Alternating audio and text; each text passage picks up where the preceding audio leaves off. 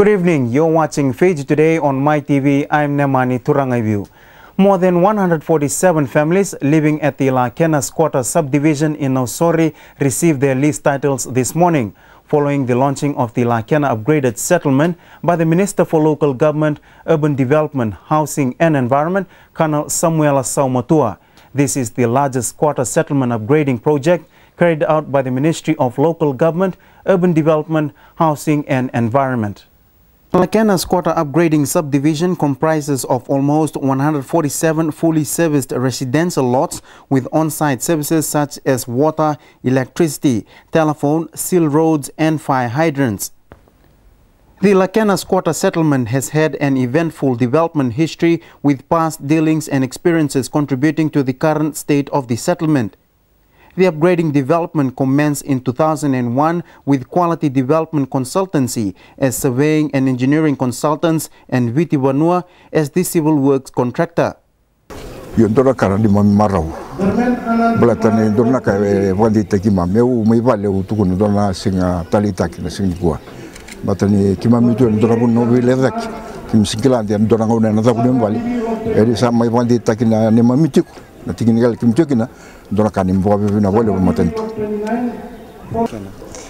was in class 4, I stayed with my parents, then I married, I stayed with my mother-in-law, with my husband, all family, we are staying together and we are very happy that we have our title today. Long time we stay free, pay nothing here, yeah, we are very happy. Thanks for the chief guest and the minister who is sitting down here that give our title today. That's the think about us. And we thank everyone who helped us to give our title today.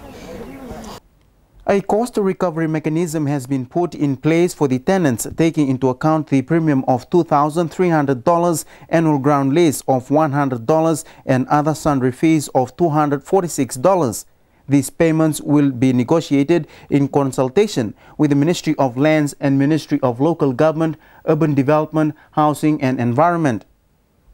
What you witnessed today is part of a plan we had at the end of last year.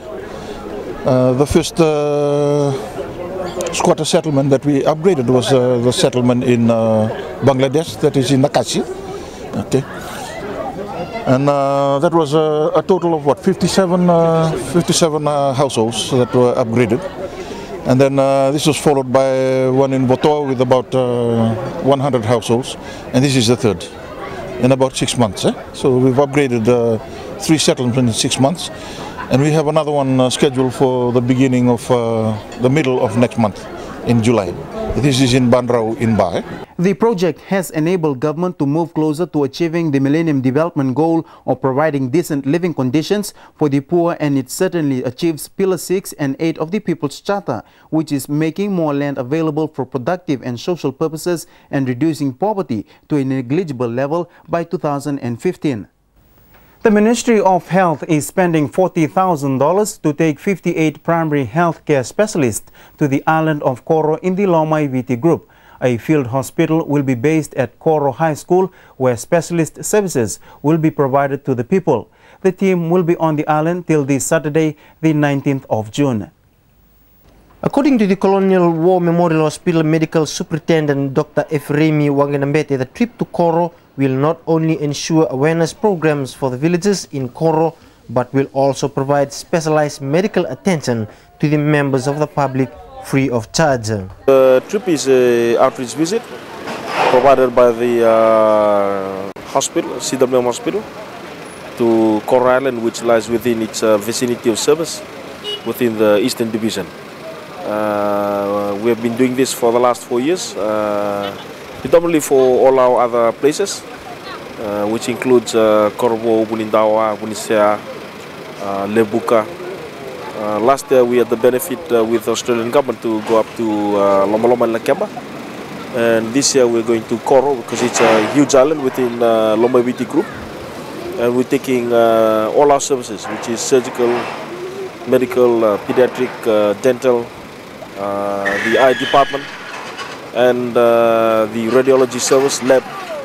And it's an opportunity to be able to visit them, provide secondary level healthcare, and also screen the population for rheumatic heart disease in children.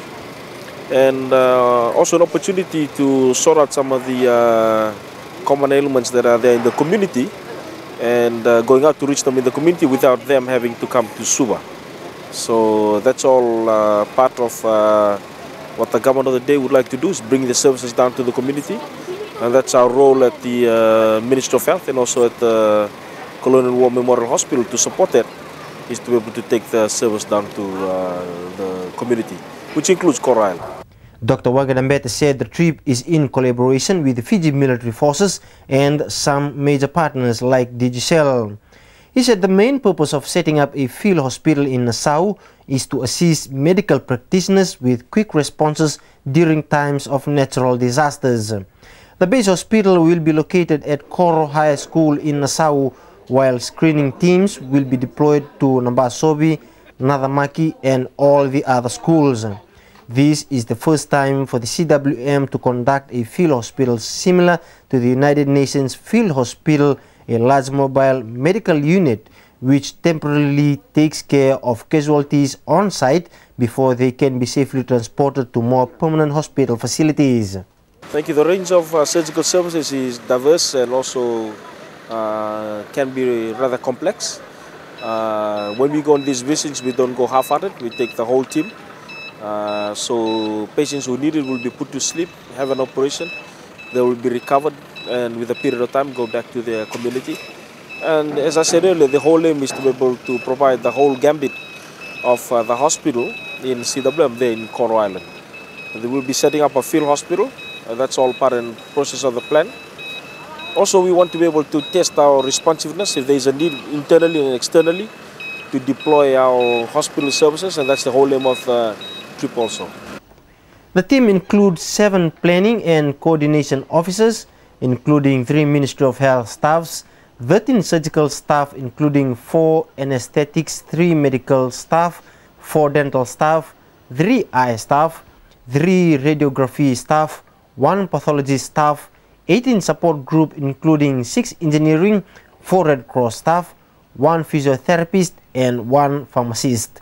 Coral Island has 14 villages with a population of 3,765. After the break, Russian mining company Rusal, interested in Boer bauxite and the Public Service Commissions, makes new appointments.